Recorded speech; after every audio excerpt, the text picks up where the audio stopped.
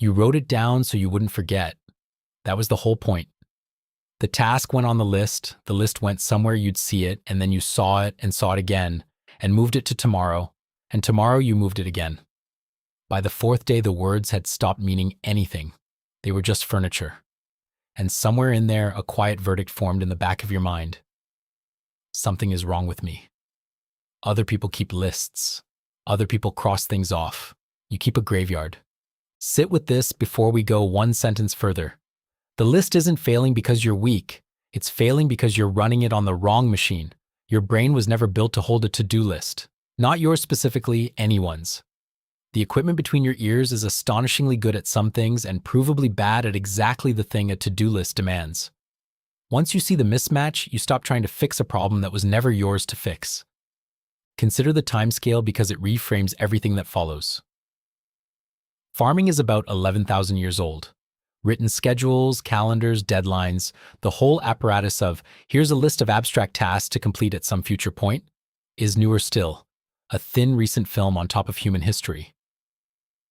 The brain, trying to run all of it, evolved over hundreds of thousands of years to do something completely different. You are using ancient hardware to run software that shipped last Tuesday. Of course, it stutters, so let's actually explain the machine. Start with the part everyone gets wrong about themselves: memory. You assume that if you just cared enough, you'd remember to do the thing. But remembering to do something in the future isn't one skill.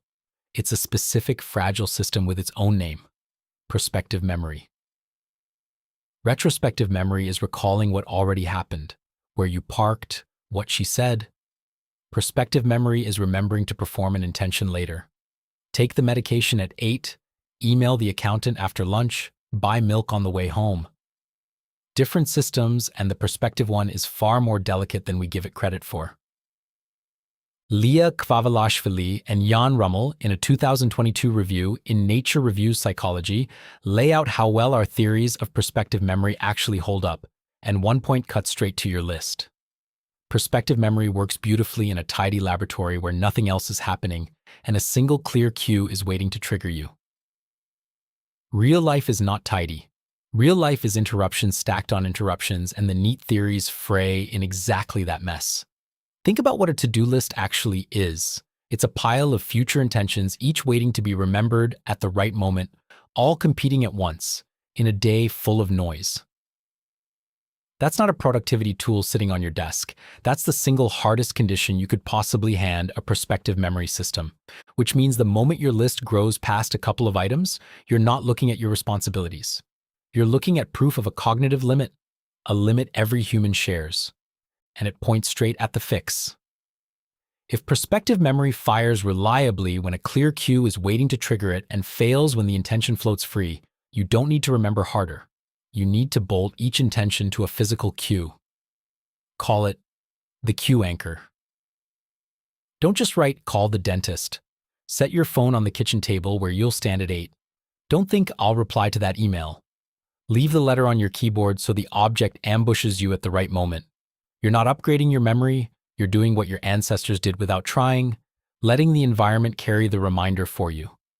And that limit gets sharper when you look at how much your brain can juggle at once. It's tempting to picture the mind as a big desk where you lay everything out and keep it all in view. It isn't. Working memory, the space where you actively hold and manipulate information right now, is tightly capacity limited, and keeping several goals alive at once takes attention and control that are finite. Adele Diamond, in a landmark 2013 review in the Annual Review of Psychology, describes the brain's executive control systems as powerful but constrained, and importantly vulnerable to stress and fatigue. Mark Desposito and Bradley Posel, reviewing working memory neuroscience in the same journal, make the same structural point. Holding multiple things active is effortful and easily overrun. Picture a juggler. A skilled one keeps a certain number of balls up and no more. Add one past the limit, and it's not that they get a little worse. The whole pattern collapses and everything hits the floor. Your working memory is that juggler. A 12-item list isn't 12 times harder than one item. Past a small number, the pattern just drops. So when your mind goes slippery and blank staring at a long list, that's not a character flaw surfacing. That's a juggler handed a 13th ball.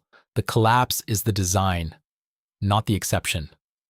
So work with the small capacity instead of pretending it's bigger. The move.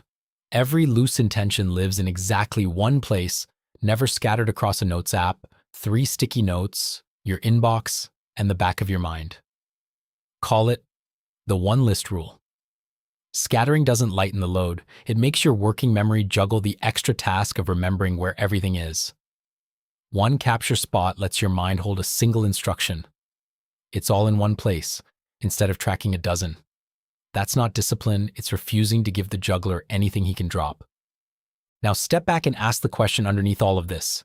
If the human brain is this limited in holding future intentions, how did humans ever manage anything? And the answer flips the entire story. For almost all of human history, you didn't have to hold it.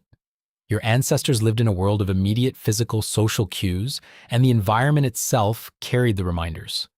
The berries were ripe, or they weren't. The group was moving, or it wasn't. The tool was in your hand. Memory wasn't a private inventory in your skull, and it was spread across the land around you, across routines, across the people who remembered alongside you. You acted on what was in front of you. Nothing about that world asked you to keep 14 abstract obligations floating in your head with no cue attached to any of them. And the capacity that lets us even attempt that abstract juggling looks evolutionarily recent. Frederick Coolidge and Thomas Wynne in Cognitive Archaeology proposed in 2005 that enhanced working memory, the upgrade behind our most abstract future-oriented thinking, emerged late in our evolution, possibly from a change in prefrontal wiring somewhere between 60 and 130,000 years ago. Treat the timing as a hypothesis, not a settled date, but the direction is the point. The machinery a to-do list leans on is some of the newest and most limited equipment we have. We're asking our most recent least broken-in faculty to do the heaviest lifting all day, unaided, which means the problem was never that you're worse at this than your ancestors were. Your ancestors were never asked to do this at all.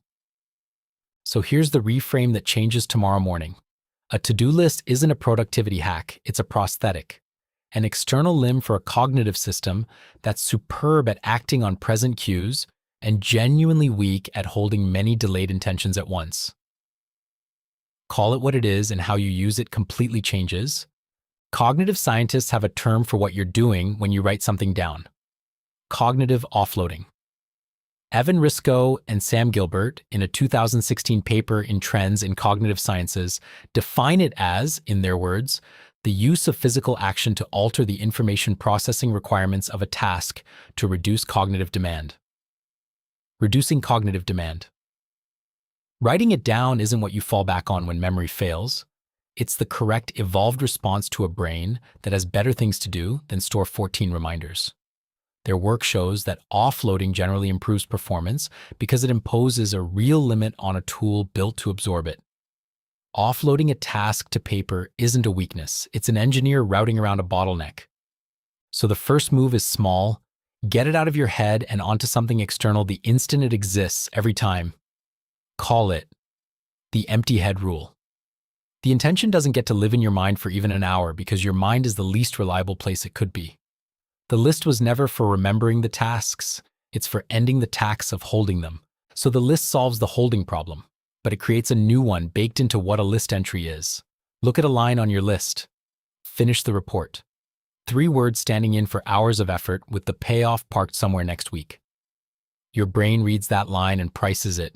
It treats effort itself as a cost to avoid. When 2 paths lead to the same reward, animals and humans reliably take the one that takes less effort. Clark Hull named it the law of less work in 1943, and modern neuroscience found where the price gets calculated. The dorsal anterior cingulate cortex weighs what a task will take against what you'll get. Robert Kurzban and Amitai Shenhav mapped this cost-benefit machinery in detail. Translation: the moment your eyes land on that list item, part of your brain has totaled its cost and flinched before you decided anything. Now stack the second ancient system on top because your list makes it worse. Your brain discounts the future. A distant reward feels smaller than a near one. A bias so deep researchers have measured it in living hunter-gatherer communities and traced it to the immediate return world we evolved in. And here's how a list is cruelly built. You don't write down the things paying off right now. You write down the things whose payoff is parked in the future. So almost every line is a delayed reward by definition, and each one gets hit twice. Effortful, so your brain prices it as expensive, and delayed, so your brain marks it as cheap. Expensive and worthless. That's the verdict sitting on top of everything you wrote down. Of course, the phone beats the list. The phone is effortless and pays instantly, the exact opposite of every entry on it. This is why staring at the list and telling yourself to be more disciplined fails. You're trying to out-argue two systems that priced the item before your conscious mind sat down. You can't willpower past a verdict you never saw written, so change the numbers on the line itself. If the barrier is the price your brain is stuck on at that entry, rewrite the entry until the price drops. The trouble with finish the report is that it's labeled as the whole expensive delayed mountain, so don't put the mountain on your list. Shrink the line until the first action is almost too small to refuse.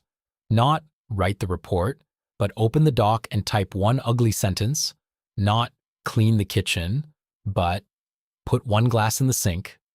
Call it the one rep version. You're handing your anterior cingulate cortex a bill so tiny it stops flinching. Because on your list, starting is the expensive part, and once you're moving, the price drops on its own. And this only works because you understand the cause now. If you thought the problem was laziness, do one tiny thing sounds like a slogan. Once you know it's a price, your brain stuck on the line before you looked. Shrinking that price isn't a trick. It's the direct answer to the mechanism. One honest thing before we close. This is all ordinary human wiring. But if starting anything, remembering anything, holding any intention at all has become a heavy daily struggle that's bleeding into your work, your relationships, how you feel about being alive, that can point to things like ADHD, depression, or long-term stress, which press on exactly these systems. That's not a character verdict either. It's a reason to talk to someone qualified who can look at your situation. Understanding the mechanism is powerful, but it isn't a substitute for real help when the load is genuinely too much. So let's pull it together, because it's simpler than it felt on day one. Your brain evolved to act on what's in front of you, not to store a warehouse of abstract future intentions. Perspective memory is fragile, working memory is small, and the faculty that attempts this kind of planning is some of the newest wiring you've got. So a list overflows you not because you're failing it, but because you're doing something no brain was shaped to do unaided. And then two ancient systems, one pricing effort as a cost, one discounting anything delayed, wave you toward the phone instead. None of that is a flaw in you. All of it is predictable, and predictable means workable. So build around the machine instead of blaming it. Empty your head onto one external place the instant a task exists. Anchor each intention to a physical cue so the world reminds you instead of your memory. Keep everything in a single list so the juggler never gets a spare ball. And when a task won't start, shrink the first step to its one rep version and let momentum take over. 4 small moves, each one aimed at a real limit, not a single one of them asking you to simply want it more. Try one this week. Pick the messiest task on your list right now and give me its one rep version, the single tiny action that starts it, down in the comments. Half the time, shrinking it out loud is the thing that unsticks it. If this rewired how you see your own procrastination even slightly, the next video takes the effort system apart on its own. Why your brain fights you at the starting line and how to win there. And if you want the rest of the science behind why you do what you do, laid out plainly, without the hype, that's the whole reason this channel exists. That's the inner circle. So next time you look at that list and feel the old verdict form, the one that says something's wrong with you, look again. Nothing's wrong with you. You're a cue-driven animal holding a page full of things with no cue attached to any of them, doing the best a human brain can with a tool it was never issued. The list was never a test you were failing. It's a crutch you finally know how to hold.